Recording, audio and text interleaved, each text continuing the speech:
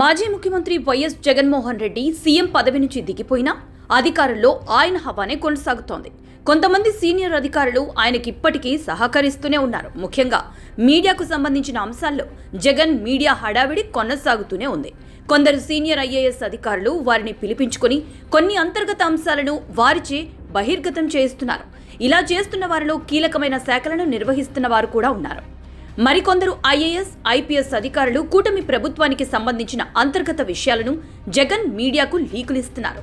జగన్కి చెందిన మీడియాతో పాటు ఆయనకు అనుబంధంగా పనిచేసే మరికొన్ని ఛానల్స్తో పాటు యూట్యూబ్, వెబ్సైట్లకు వీరు పదే పదే ప్రభుత్వ అంతర్గత సమాచారం అందిస్తున్నారు.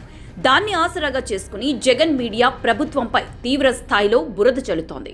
కాగా కొందరు జగన్ అభిమానులైన ఐఏఎస్ అధికారులు జగన్ మీడియా ప్రతినిధులను పిలిపించుకొని ప్రభుత్వ విషయాలను, ప్రభుత్వ వైఫల్యాలను వాళ్లకు విపులంగా వివరిస్తున్నారనే ప్రచారం సచివాలయంలో జరుగుతోంది.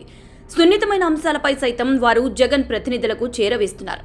ఎక్కడో హైదరాబాద్లో ఉండి ఇక్కడి అంశాలను వారు యథేచ్ఛగా అంతర్గత విషయాలను ప్రచారం చేస్తున్నారు. ఇలా వారికి లీకులు ఇస్తున్న అధికారులపై కూటమి ప్రభుత్వం ఇంతవరకు దృష్టి పెట్టలేదు.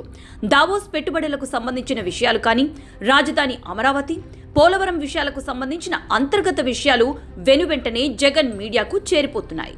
కూటమి ప్రభుత్వంపై అవకాశం దొరికినా దొరకకపోయినా విషం చిమ్ముతున్న జగన్ మీడియాకు కొందరు అధికారులు పదే పదే అంతర్గత విషయాలను చేరవేస్తున్నారు.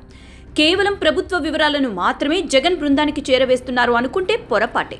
చంద్రబాబు, లోకేష్ కుటుంబ విషయాలను కూడా జగన్ బృందానికి చేరవేస్తున్నారు. టీడీపీ నాయకులకు కూడా తెలియని లోకేష్ దంపతుల విహారయాత్ర విషయాలు జగన్ బృందానికి నిమిషాల్లోనే తెలిసిపోతున్నాయి. ఇలా చేరవేస్తున్న వారిని గుర్తించి వారిపై చర్యలు తీసుకోకపోతే కూటమి ప్రభుత్వం భారీగానే నష్టపోతోంది. గతంలో జగన్కి మద్దతిచ్చిన కొన్ని ఛానల్స్, వెబ్సైట్స్ మరోసారి క్రియాశీలకమయ్యాయి. వీరంతా కలిసి ప్రభుత్వంపై దుమ్ము రేపుతున్నారు. ఈ విషయంలో ప్రభుత్వ పెద్దలు వెంటనే చర్యలు తీసుకోకపోతే కూటమి ప్రభుత్వం ఇబ్బందులు పడక తప్పదు.